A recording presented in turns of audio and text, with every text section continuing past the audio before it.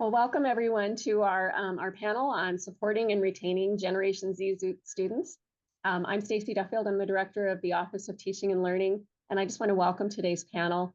It's a part of our late fall professional development series. It's included a speaker, Dr. Jean Mandernack. She had a fantastic presentation on innovative instruction for Gen Z learners.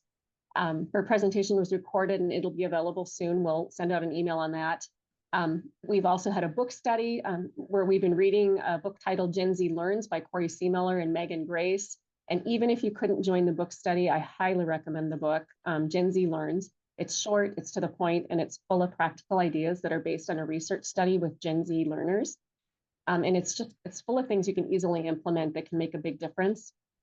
But back to today's discussion, we have student panelists that will continue to build on our Gen Z focus on sharing ways that you can support Gen Z students in your classroom. And I'm going to turn it over to our panelists so they can introduce themselves. So panelists, if you could please let us know who you are and what you're studying at NDSU. And I'll have Olivia go first, and then we'll switch to the group that's sitting together. Okay, so I'm Olivia. I'm a third-year architecture student right now, and I'm a senator for the College of Arts and Sciences. Okay, thank you. And then I'll let you all decide in the room who wants to go first and around the table. I'm Zoe McKinven. I'm a third year. I'm studying political science with a minor in pre-law, and I'm the executive administrator. Hi everybody, my name is Kaylee Weigel. I'm our student body president here on campus. I'm a graduate student in microbiological sciences, but I also did my undergrad here. I did the accelerated program. So this is like my 5th year at NDSU, and I'm very happy to be here. I'm Alex Stewart. I'm a student senator, and I'm studying nursing. I'm in my 4th year. My name is Brianna Wynn. I'm a senior studying microbiology, and I'm the executive commissioner for diversity and inclusion. All right, thank you and welcome. I'm going to kick us off. I've got a few questions for the panel, and we actually came up with them through our book study group. So we met yesterday, our lunch meeting for our book study, and we used some of the things that we've been reading about to come up with some questions, kind of to see if what you're thinking is how it compared to some of the things we've been reading about, and if we could get some additional feedback that way. And then, of course, we will open things up for our audience to ask questions as well. You can enter them anytime into the Q&A feature, and then we'll ask them when we're after we're done with the set questions here. So I'm going to kick us off, and panelists, it's okay to pass, and so if there's a question you want to answer, we would love to hear from you, but don't feel like you have to answer every question. We'll just be informal. So the first question is came from kind of the two big areas that we've been focusing on in our reading. And one was around like student attendance. That's something that instructors struggle with, having students attend class. The other one was getting students to do their homework and do outside readings, that can be a challenge.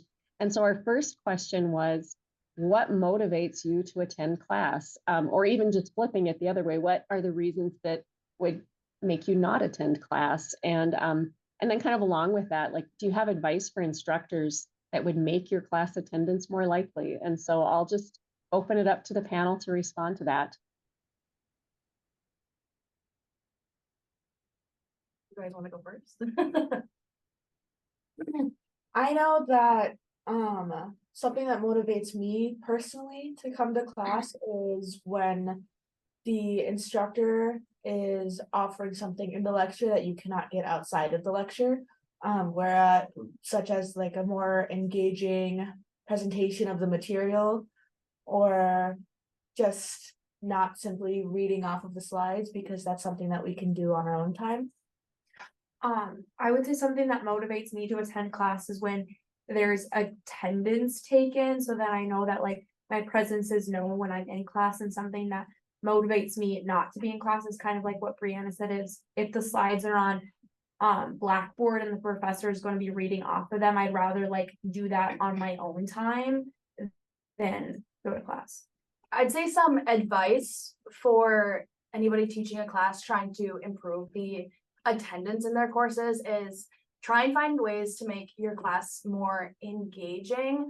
And it can be literally anything. Like I took a chemistry class, and the first few minutes of class, the professor played a song of whatever song that student suggested, and then that was like an extra credit point on our exams. But everybody was there early because they got to listen to the music like at 7:57 in the morning before our 8 a.m. lecture. So just little things like that to get students a little bit more awake, and trying to incorporate, I don't know, any sort of active learning, question asking for students is helpful, I think, as well.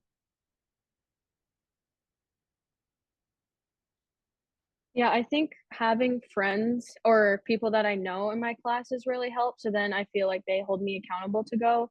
So even if it's just somebody that you met that's in that class, just having someone that you don't want to leave hanging. So if you have like a group project or something like that, that always gets me to go to class more often. All right, thank you. And then following up from that, kind of related then is what gets you to do homework? And again, like the flip side, then for what reasons might you skip your homework or, outside readings and things? And then same thing, kind of advice, what would make it more likely that you would do your outside readings, do the homework for class? One thing that really like motivates me to do the homework is if I see tangible benefit to it inside the class. I know a lot of times like I'll get reading where I read through it and then the next day in class or at the next quiz, everything that I've read, there's nothing, like none of the content that we're being tested on or talking about in class relates to what we did outside of class. And that's really hard for me to justify spending my time reading probably 4 or 5 chapters if we're never going to touch on it again.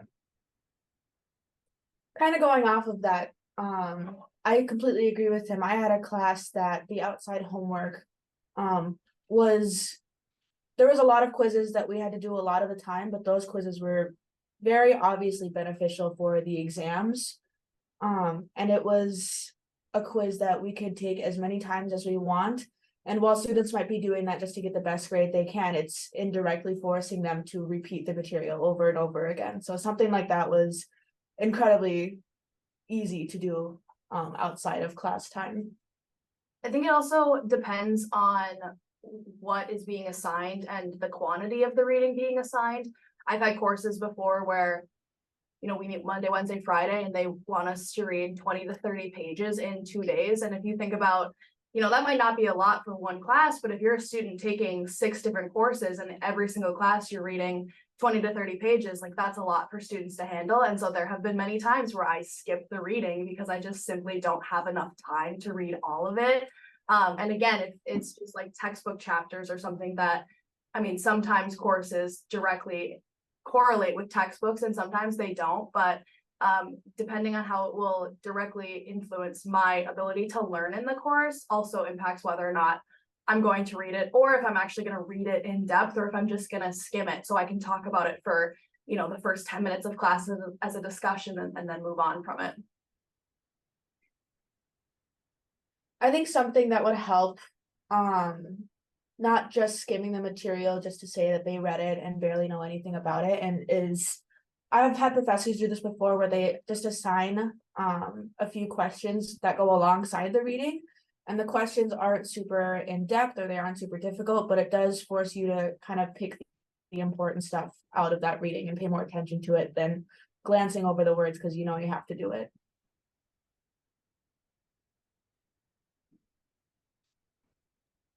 Did you want to add anything, Olivia, or?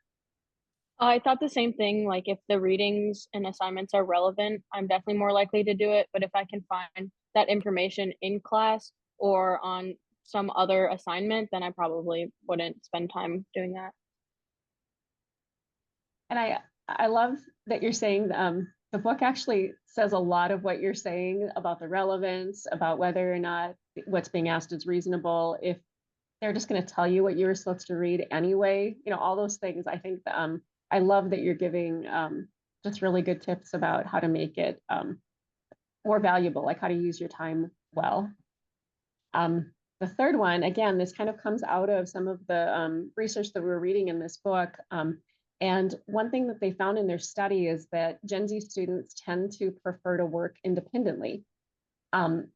Yet group work is something that nearly everyone will need to do in their careers.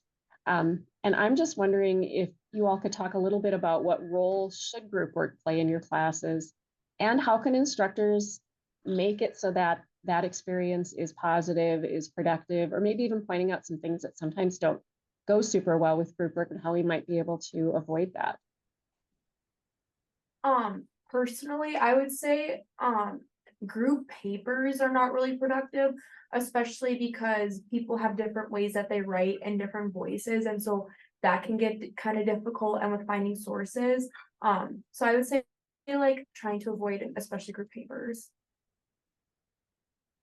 Yeah, I'd say like group assignments that are like papers or presentation where you're going to be graded on the quality of the work and you might not necessarily know the people that you're working with, especially in larger lecture courses, or know how they work and what their work ethic is. It can be very stressful for people. I personally have experienced a lot of that and I'm not a big fan, but some of the best group work projects I've had is when you get together with a group and you're tasked to solve some sort of problem where you're thinking critically and you're in a group to bounce ideas off of each other, and some sort of like more interactive where you're actually working together versus like a paper presentation where you just divide up the work and I'm going to do these slides and you're going to do these slides and then we're just going to present our own slides. Like, I don't think that that's the best use of collaboration. And when we're talking about like in the workforce and what real life jobs will look like, a lot of the critical thinking and bouncing ideas off of each other and like that sort of collaboration is what group work should reflect, because that's what you'll be doing in the workforce. You're not going to be like, we all have to write this paper, like I'm going to do only a portion of this presentation, you're gonna have no idea what it says, like something that's a little bit more relevant to the demands of what you'll do as a job, I think is the best use of group work. I think something that makes group projects a lot easier to do is when the class has provided a conductive environment to make friends with the people that you're sitting with, and like the entire semester you're doing work together, and then you have this project in the end and it's okay because you just spent the entire semester working together and answering little questions together, and now you can do this big project together.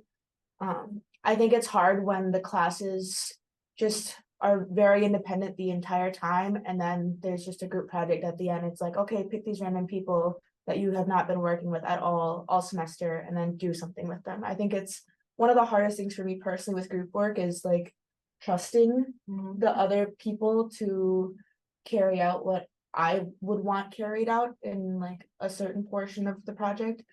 And it usually ends up fine, but it's that beginning kind of start that's very nerve-wracking. Kind of going along what you said, like providing time in class to do group work rather than asking us to meet on our own time. I think like if it's an hour and 15-minute class, like leaving 30 minutes at the end for us to like collaborate together, because I know like with people's different schedules, it's really hard to like come up with a time to meet outside of class. I think another thing that helps me with group projects and motivates me is if we can put input on how our group members like worked in the project too, because a lot of times there's one person who doesn't come to anything, doesn't answer anything, but then you do the work for them and they still get the grade that you worked for. So I think being able to put in your input at the end and then getting graded based off of how much work you put in is really important to me too. And one thing that I've really seen in my own experience that has fostered these kind of things, before I had a group presentation, we all had to sit down, and this was like an assignment in the class. We had to sit down and work on a teamwork template. So we sat down and worked through, okay, like what is this project going to look like? Who's going to do what? And we set those roles before we ever dispersed from class that day after it was assigned. So everybody knew what was happening and where we were going with this project. And we've had a couple questions that relate to this, so we'll pop them in now. But one of our guests said, I understand what you're saying about group assignments, but the reality is that they're very representative of industry. How do you think we can bring some of the industry side to the classroom? I think it depends on the discipline, and what major you're in. Like, what would work for me as a microbiology student is going to be completely different than what would work for Zoe as a political science major. And so what we've done in the past is, like in my experience of previous courses, it's like looking at what industry needs is. And so, for example, we talk a lot about public health and what impacts of we talked a lot about COVID actually, when it happened in all of my courses, because that's the discipline. And so we did a group project about how to educate non-scientists on the science behind vaccines when that was a really heavy topic in the news. And so that was very relevant to my discipline and very relevant to a potential job that I would have as a microbiology major. So I think it depends on the workforce needs of those disciplines, what those challenges or what people would expect to face in the workforce, and then trying to tailor a project around that. And you can also bring in collaborations of people that work in industry. And that's also a really great way for current students to kind of network with community members and then also get an idea of what sort of jobs would be available in their discipline, but also getting like real world experience working with these people. Yeah, I know for me as an architecture student, we do a lot of group projects together, but it would be very helpful if they did bring in an architect or a group of architects and kind of show how they split up their work and kind of get a model of like how you should split up roles, because I don't think we are really taught that. So it's kind of hard because a lot of times people just want to do things their way and get a good grade, but it's more useful to figure out how you can collaborate with each other.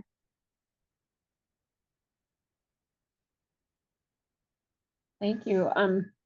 Another one is that the research was showing that students feel that they lack or maybe don't have enough skills around time management and stress management, that it can be really challenging.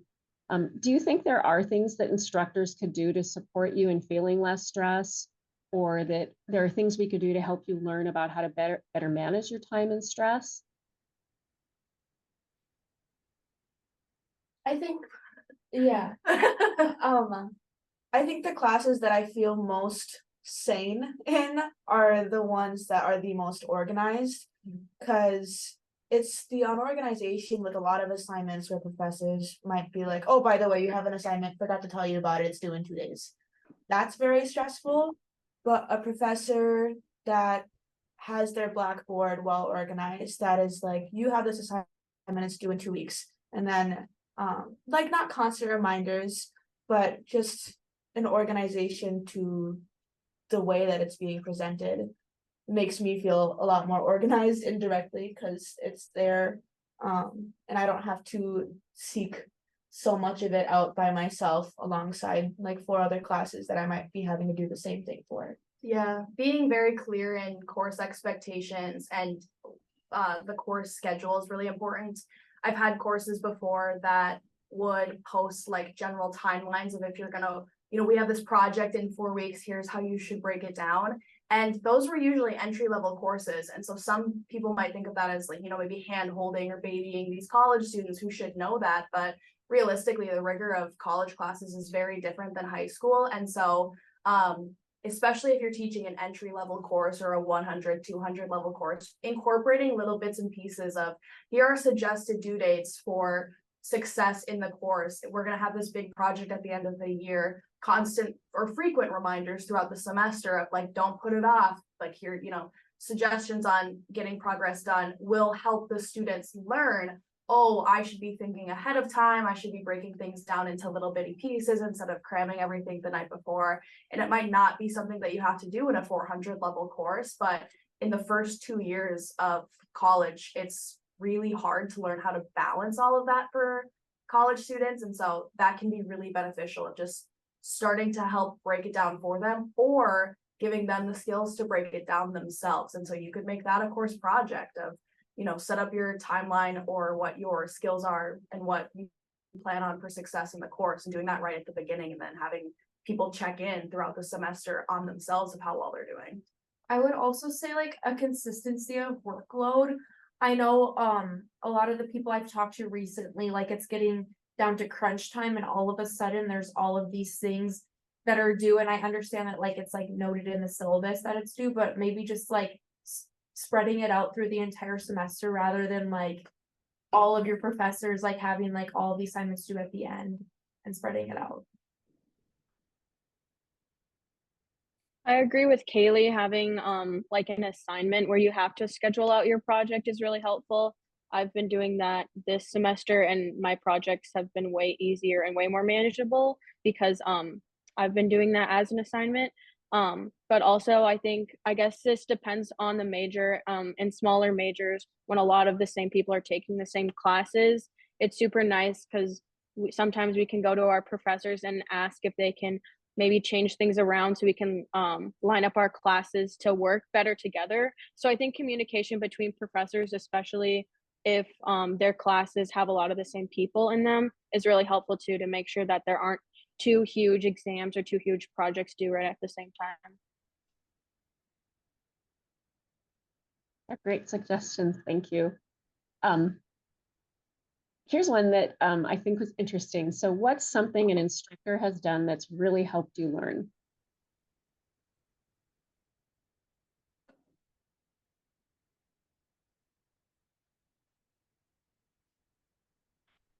I think this is the first thing that comes to mind every time I think about the most helpful thing a professor has done for their students, and it was what I mentioned earlier, this class that had these quizzes that were they had due dates on them, but you could take them as many times as you want. That and they were very, very related to the exams and what she would teach in class, and it was all very well connected and very well organized. But being able to retake those, and even if I got 100% on them, still being able to continue retaking them and using them as a study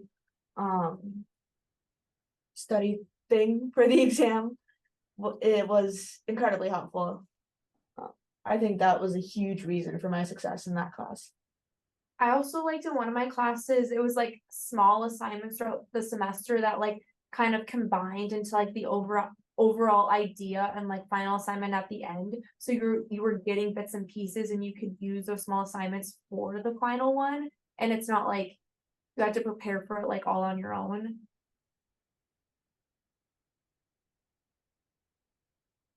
For me, I think it's check-ins with my professor.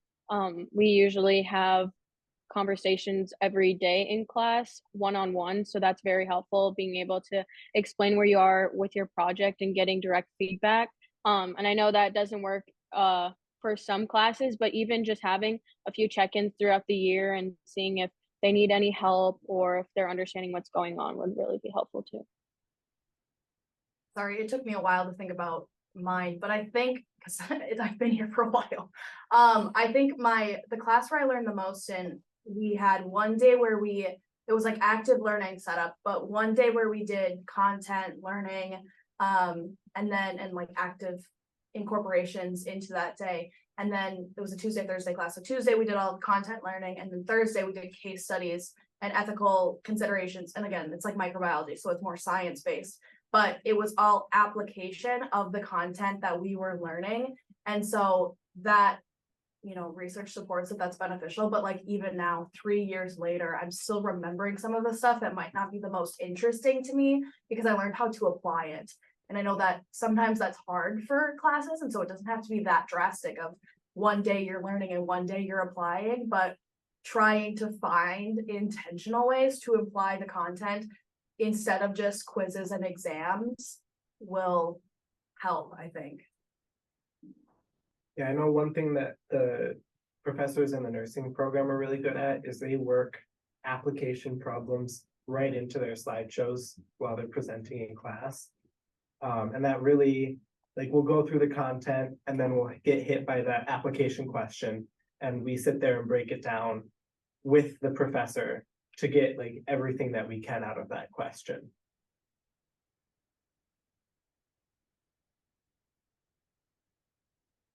Anything else you want to share on that, or don't want to cut anybody off? So I've got one more question for the panel, and so I hope our audience is thinking about their questions, because then I'm going to open it up. I'll unmute mics and open it up for some question and conversation with the panel after this one. So the last question that we came up with in our book study yesterday was kind of the idea that while research is valuable, it certainly tells us a lot. It's also important to recognize that everyone's an individual and may not fit perfectly into what the research says. And we're just wondering, are there any assumptions that instructors have made about you or your peers that that have been wrong, like characterizations of who Gen Z is? And it's a chance to let us know, like, that wasn't right and it didn't work. And you don't need to call out anybody in particular, but just share some things that you think that were kind of lessons learned for us. I think one thing would kind of be that Gen Z is lazy and doesn't want to do their work.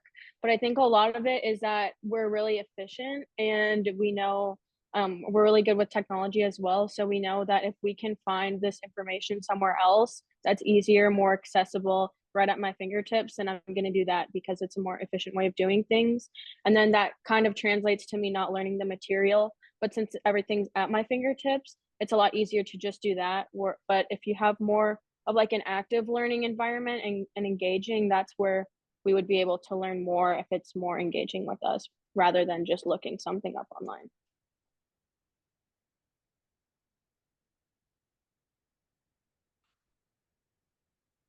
Yeah, kind of to piggyback off of what Olivia was saying, we're not lazy. We just really find the value in things a lot easier. And if we see that what we're doing doesn't have value, we're not going to put time and effort into it.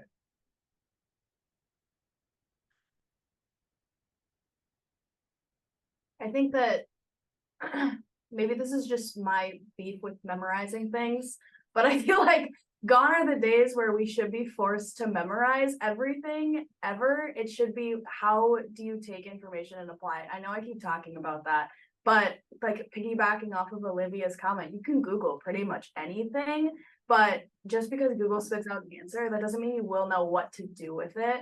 And so I do think that people probably think that we're lazy, but I think it's just like what Alex had said, what we value is not being able to pull everything out of our brains. Like, we can use the technology and all of the other tools, and I know a lot of people can as well, but it's really learning the process of things, I think, is more important, or how to solve, like, more problem solving and critical thinking than just memorizing and spitting out facts.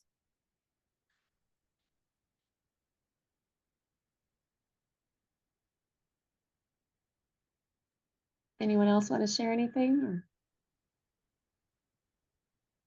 And I do have to say that it really resonated with me, what you just said, because I think I come from a generation of compliance. Like, if an adult said something, you were supposed to do it. And so it's just really interesting to think about that just because like an adult said something, it doesn't necessarily mean it's of value. And if it's not, like, we want to know why we should do it, not just because, I remember hearing from adults a lot because I said so, and so I do see that that's an important shift to recognize. So I'm going to go ahead and I'm going to unmute mics for our audience. I was trying to make sure that we didn't have any bombers in the crowd, and it looks like everybody here is somebody that I recognize as being from NDSU. And so I'll go ahead and unmute. So if somebody wants to unmute and ask a question, or if you want to continue to use the Q&A, you can absolutely do that as well. And I'm going to kick it off because Brian asked a question kind of related to one of our, like the second question I asked around homework. And he wants to know, what do you feel is a reasonable amount of time that instructors should expect students to put in outside of class?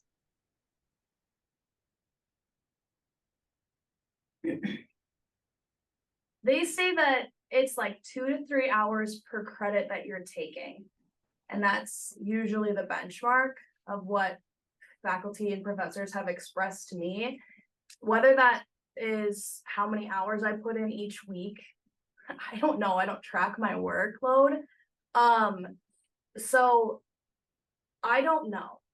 But what I will say that I am trying to communicate to a lot of professors is that we have to, I think that like as a campus, we need to be more understanding of situations that arise. And what a lot of students have expressed to me, especially like being in this position this year, is that students will be like, my professor is taking forever to grade my stuff. They're saying they have all these things going on, and I totally understand, but then I can't get a day extension on an assignment because I have a whole bunch of stuff going on. And I'm like, that's just the age-old problem, right? Of like the balance between the two. And so especially as someone who is coming, well, I guess a lot of our faculty do research on campus, but there's always a balance of like doing research and teaching courses. And a lot of our faculty are here to research and they do a lot of great work with their research. But there are times where students have to be understanding that, you know, faculty have grant deadlines to meet, or, you know, they're working on a paper and they're publishing it, and they might not be grading their assignments every week. But at the same time, I wouldn't, if you are gonna expect students to be lenient of that, which is totally understandable, I would also be lenient of students when they have family emergencies, when they're sick and can't attend class, like when they have things pop up. And students experience taking multiple exams on the same day or within the same week, and that's totally understandable because that's just kind of how higher ed is built. But potentially building in opportunities to recover from things that you may not have been prepared for, or if you do poorly on an exam because you were trying to study for 5 others, like having abilities to make up those points, because grades are really important to students, is important. So I don't know what the correct answer is. I do think it depends on discipline, and maybe the other panelists know like a perfect number, but I do think that trying to be fluctuates definitely not the right word, but understanding of students, and then also trying to communicate that at the beginning of the year, because I think a lot of students are really afraid of you guys as professors and faculty. You guys are very intimidating and sometimes can be scary, and you absolutely do not mean to. Like, I've had some of the nicest professors, and like afterwards we'll laugh about how I just thought they were the spookiest people ever, because you know they're the person in charge of your grade and like the person in charge of you in the class. And so trying to communicate that to students right off the bat of like, hey, I'm understanding you're a student, you got things going on, I'm a professor, I got things going on, like we're gonna work with it as we roll. Just like starting the semester off like that strong, I think will set the tone for how students feel about the class, how much work they want to put in, and being comfortable sharing when things might not go according to plan. I feel like there isn't like a perfect like number of like hours you should be spending outside of class. I think that it really depends on like the major you're in as well as the classes you're taking. I think it's like very different if you're in a major that does like a lot of projects outside of class versus like someone who is like writing papers. I think that like it can very much like differentiate on time. So I just think like Kaylee said, like being understanding and like I don't know, it's gonna be different for each person, each class. Yeah, I think a big thing, like classes where I feel most motivated and valued is when the professor is responsive and kind of lets you make a few mistakes during it and doesn't necessarily penalize you and make it really affect your grade, because big learning moments can come from that. So just having flexibility and having opportunities to make up for maybe some weeks where you had too much things going on and you couldn't study for the quiz, and being able to make that up later in the year is really nice, and it makes you feel a lot more supported. I think kind of going off of that, as someone who, and I think a lot of students share this quality, is that self-motivating, being self-motivating is really hard.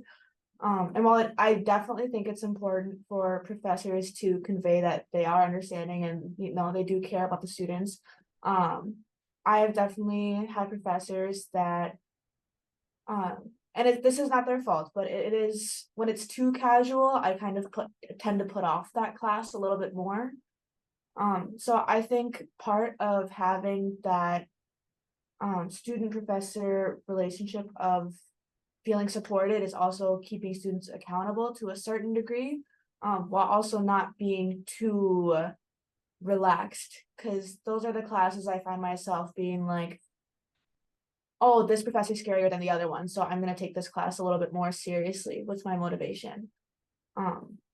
And I don't want that to deter professors from being nice, but I feel like students like myself have run into that problem a lot. And it's professors being nice just with the best intentions, but I think there's people like me who sometimes it might be hard to hold myself accountable with things. That's where the professor might not need to be overly nice.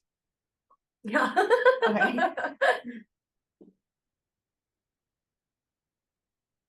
Kind of a follow-up question to that one. So one of the instructors said, I deduct one letter grade for each day that an assignment's late. Is there a better way to motivate you to turn in your assignments on time?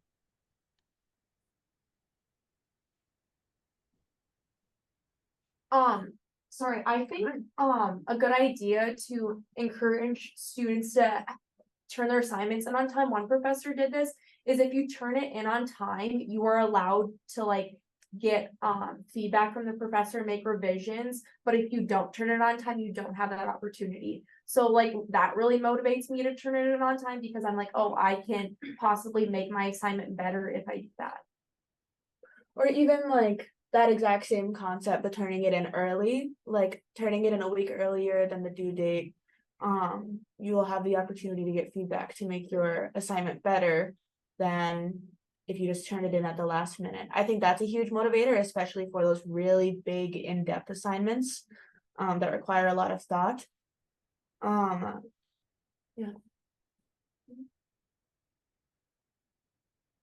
I do think the 1 point deduction for every day late is scary, but it is a motivator. It is a motivator. Yeah, it is. And I do have a professor that does that, and it's like these 15-point assignments, and they deduct 1 point for every day late, but there is like they cap it out at you can get a max 5-point deduction. So that is, I think, scary enough to be a motivator, but not so scary where like it gets to a point where you're like, oh, it's not even worth doing it. I'm not gonna get any points back. Yeah, I've been in courses before, and like this might be, I'm probably not the best person to answer this because I do not turn my assignments in late because those things scare me. But I did have a professor that their like late policy was based on percentages instead of like letter grades. And so it was like if you turn it in 1 to 3 days past the due date, it's like a 75% credit. And then if it's like 3 to 7 days or something like that, then it's only 50% of the assignment worth. And then after that, it's a 0. And so instead of like potentially turning in something like only 2 days late and automatically being at a C no matter what, like, well, I guess the 75% would be a C too. Yeah, well, I guess it doesn't really matter because it's all the same scale in terms of losing points. I like what Zoe said about turning it in and getting feedback. Feedback's really beneficial for students and their learning, especially if it's not just like a note-taking assignment or something and it's like an actual project or a paper or something like that. Like some of the best feedback I've gotten is, this is awful, you need to rewrite it. I'm like, great, I did not understand what we were doing. And I have had classes before that set like best by due dates.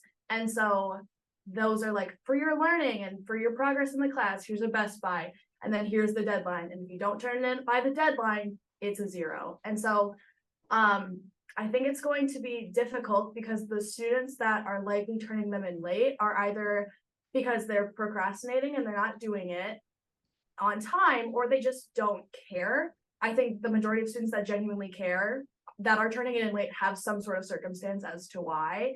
And so I think that's a deeper question of how do you motivate unmotivated students, or maybe your students who aren't participating in the class, to turn in their assignments. And I think that possibly more frequent check-ins, emailing them, like checking in with them personally, as opposed to just putting in repercussions for not turning in their assignments, will not only help with their engagement in your class, but like retention at the university overall. Because if they're dragging their heels in your class, it might not just be because of your class. It might be some sort of extenuating circumstance and they're having a hard time at the university that semester. And if you're able to reach out and just say, hey, it's the middle of the semester and you haven't turned in any of your assignments, like, I'd love to help you, what's going on, and showing that care for students, they might just be like, oh yeah, here's all what's going on. They could probably work with you. And that would be a better motivator for them to be engaged and turn stuff in than just saying, well, you missed the thing, now you get an F. I think having the certain deduction per day too, it still is a motivator to do the assignment at all, because I could miss the deadline by 1 minute and then it's like, oh, you can't do it anymore, you're not going to receive points for it, so I'm not going to do it. But that assignment would have really helped me on the exam, but now I don't have motivation to do it because I won't get any points for it. So although it is my fault, hypothetically, for turning an assignment in late, I still think that I wish there were motivators to do the assignments even though they were a day late, because they could be really helpful to learning the material.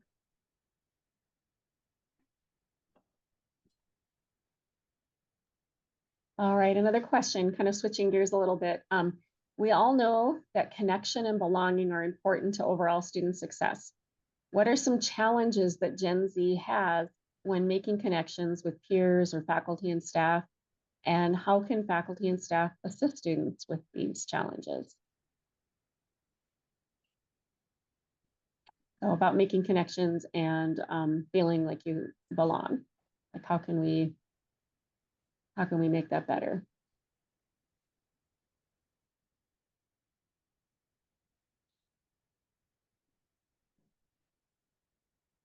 I think know, like, sorry, go ahead. okay. I know like when my professors, so I have a mix of studio and lecture classes. And so naturally I'm closer to my studio professors and I feel really valued by them and my classmates in those circumstances.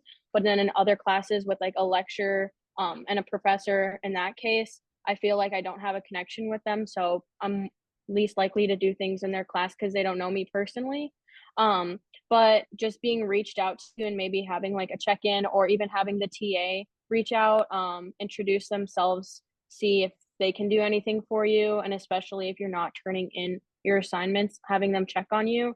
I know that happened to me once last year because I was getting swamped with work and it was like my first time in the architecture program. It was really hard, and just being reached out to by the TA was really helpful. And then she asked if we wanted to talk, if she could help me with anything. So just having them there and being personable with you is really nice. And people might not respond to that, but for the ones that do want to do better, they will, and it will mean a lot to them.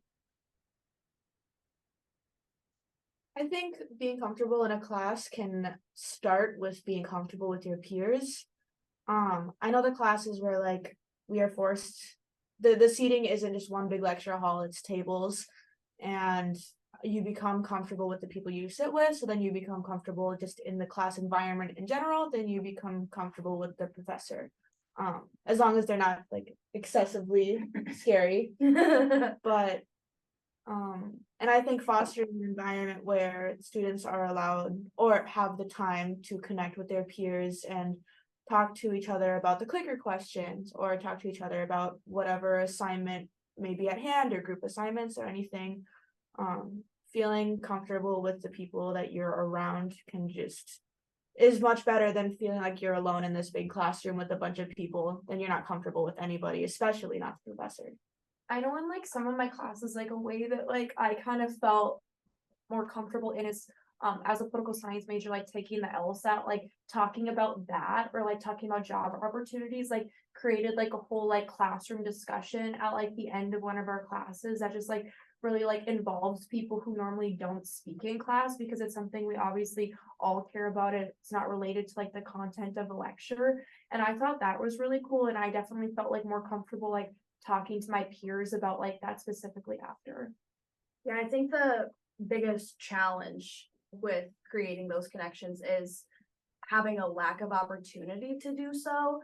And so specifically like for peers in your classroom, I usually sit by myself because I don't know anybody, and then I spend the whole semester sitting by myself doing my learning by myself. And off like comment, but my freshman year calc class was my fall semester. my calc professor made us sit in groups of like 4 or 5 to get your group for the year. I'm still friends 5 years later with all 4 of them. Like we bonded a lot through the semester, and like I'm very close, still keep in contact, even though the rest of them have graduated and left NDSU. From my fall semester class as a freshman, because my professor made us sit and talk for the first 5 minutes and made us work together throughout the semester. And obviously that's not going to be applicable to every single class, but allowing that opportunity at just the first couple minutes of the first couple classes to just talk to the people around you, get to know each other, maybe swap contact to get like study buddies is a perfect way to start building, allowing students to build those connections in your classes.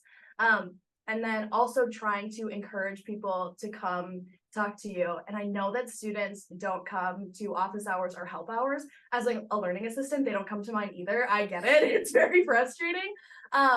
But one of my biggest issues as my first, 2 years of college, I really wanted to go talk to my professors and build a connection, because I learn a lot better when I feel somewhat connected to the professor and they care about me. But I don't know how to go to their help hours if I don't have a question. Like I think I have to go to the office hours to ask them something specific about science and not just general content. And so in the class that I LA for, what we started doing at the beginning of the year was just suggestions of like what you could come talk to us during help hours. And of course it was like questions about content, but it was also like questions about careers in microbiology, getting involved in student organizations, how to, make friends on campus, like pretty much anything. You could come talk to us, and if we can't answer it for you, we'll refer you to other people. And while it might not have driven a ton of people to my office hours, I know for a fact it got a lot of people to go to the professor of the course's office hours, because now they had an idea of, oh, it's okay to ask non-content class related questions. And so just at the beginning of the class, like providing a framework of what students can come talk to you about will help the students that want to talk to you but don't know how to.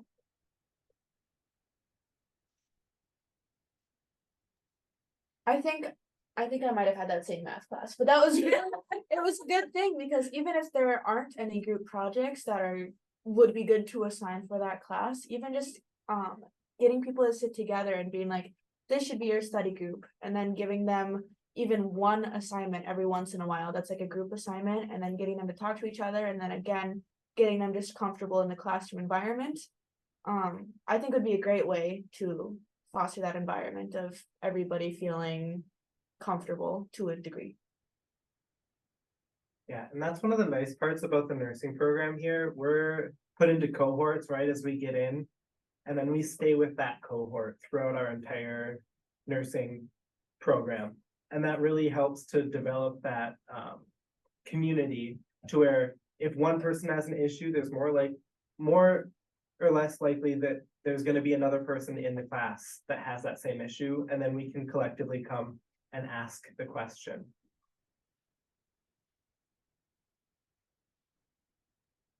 Okay, another question from the audience. So this instructor said, I managed industry teams for 25 years. And in that world, there were 3 grades: good job, satisfactory, and you need to improve.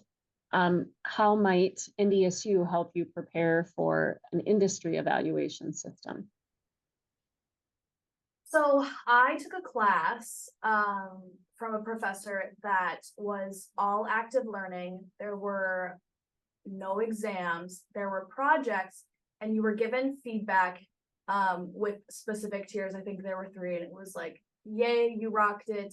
You're going to need to make some subtle changes, and then like this needs foundational improvements. And so with that grade, they gave feedback on, why you did really good. Here's a couple things to maybe change. And then here's, I think you missed the mark on this. Either meet with me, or here's some things to think about in your revisions. And so that's a good way to, even if it's not like your whole course is built around that, but you incorporate assignments that have some sort of feedback attached to it with not points per se, but different like scales, sort of like that, can help. And again, that might be more specific to upper division courses, because that's when you're really starting to think about workforce and preparation for industry or moving on past, although it can be in 100 and 200 level courses. But even if it's just a couple assignments in the semester, trying out that skill yourself and then providing feedback to students, will help their learning and also help prepare them for those sorts of things in the future. I think, even if professors might want to keep that traditional grading scale, establishing kind of the boundaries of what might mean good as far as a grade, what might mean satisfactory, and what might mean you really need to do better, while still keeping the A, B, C, D, F would still be helpful to kind of gauge what is satisfactory in the industry world. Because it's the work that I put into an assignment. I know how much work I put into it, and the professor is saying you need to do more, beyond just giving me a 75 and then not saying anything about it. I think would be much more helpful to kind of learn about that industry scale. And I think one thing that's always helped me as a student kind of understand where the professor is coming from with those good, satisfactory, and like needs improvement is if they provide like an exemplar of satisfactory, like this is a middle of the line, middle of the road piece of work that was submitted or that I made up for you guys to see. This is what I'm expecting as bare minimum. And that really helps me base then, okay, I can take this template and go and build off of that. Something that kind of going off of that, something that a professor did one time that I thought was really cool is they displayed an example assignment of something that, you know, that class was going to be based off of structurally. And they were like, they asked us as students to grade it for how well we think that whoever did that assignment did. And then people might have thought it was really good, people might have thought it was really bad. And then the instructor was like, okay, this is what I would grade it, or this is how I did grade it. This is why, this is where it missed the mark. This is where it did well. I think students, even if that's only in the earlier classes, I think students coming out of high school have a hard time recognizing what's good enough and what's not good enough. I think a lot of students are very hard on themselves, and then a lot of students aren't hard enough on themselves. So understanding how what teachers might deem good and what they might deem bad in a assignment like that, where it's like grade it yourself and then this is how I would grade it, is good.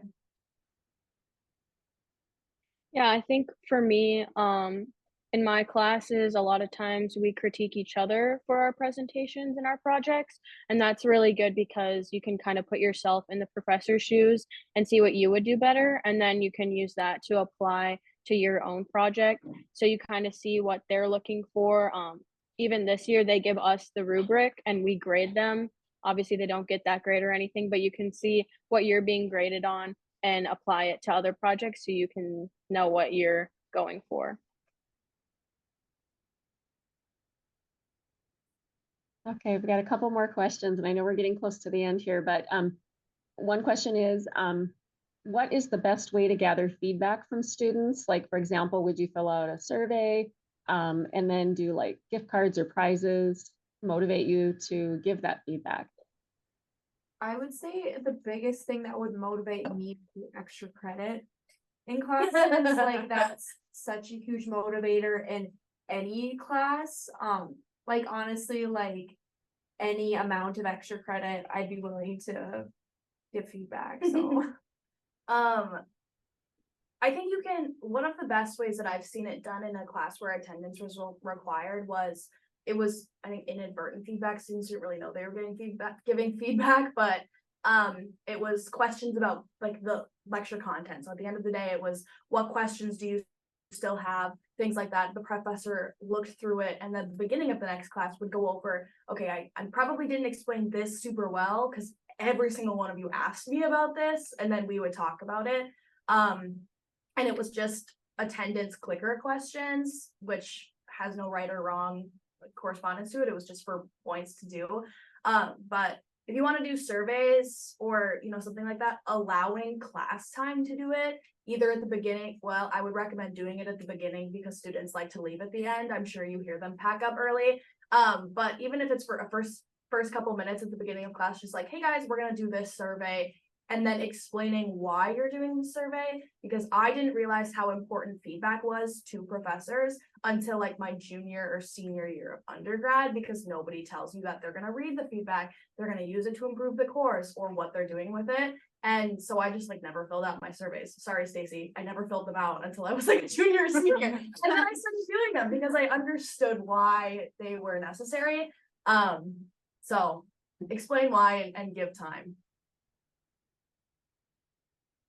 I think doing the clicker thing at the beginning of the class is huge and awesome, especially because it's so easy and you'll get points for it. And it could be extra credit, it could not be extra credit, but even if it's worth, I have a class where you turn in like 3 easy answers every single lecture, and it's worth 5 points. And I think we as students understand how much that can add up and make up for points you might lose elsewhere. So those are the really easy things where you can't get it right or wrong, but it's still really beneficial to you, so you do it anyway. And that encourages attendance in your classes, because if there's points associated with being there, students will show up.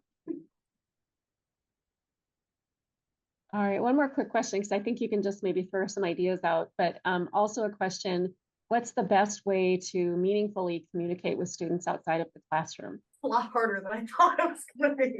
Yes, yeah, right. Like is email, like I think about like what will you read or what will you see?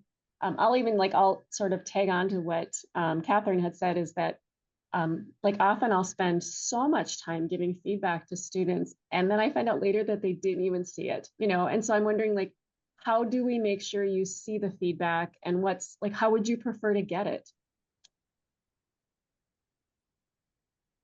I think email is hard because we get like 50 emails every hour.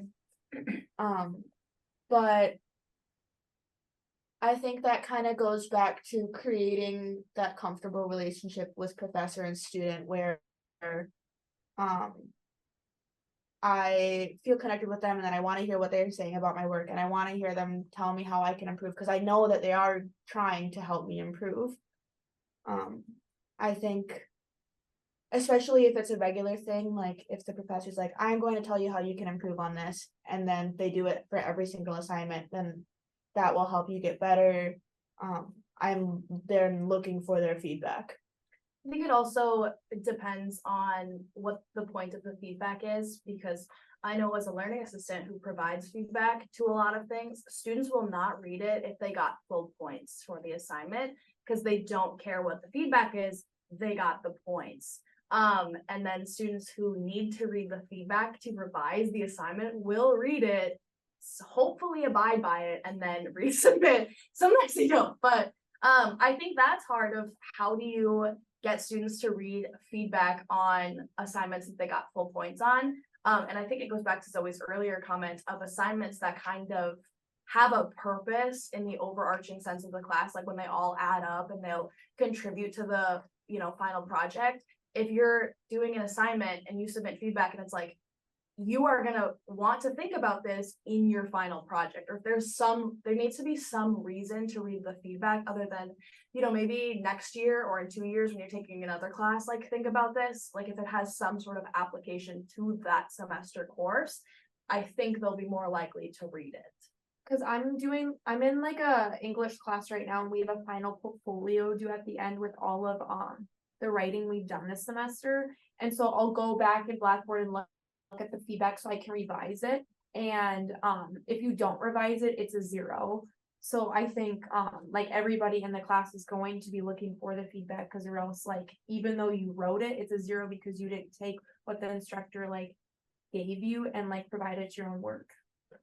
I think emails is probably not the best way to give feedback, but in the Blackboard gradebook, even if this might just be a me thing, but when I look at the grade that I got and I see that little blue text bubble saying that they said something, even if I got full points, I'm like, oh, I wonder what they said. I'm gonna click it. Yeah, like, I'm gonna click it. I wonder what they said. I think that would be the best method to provide that feedback. Yeah.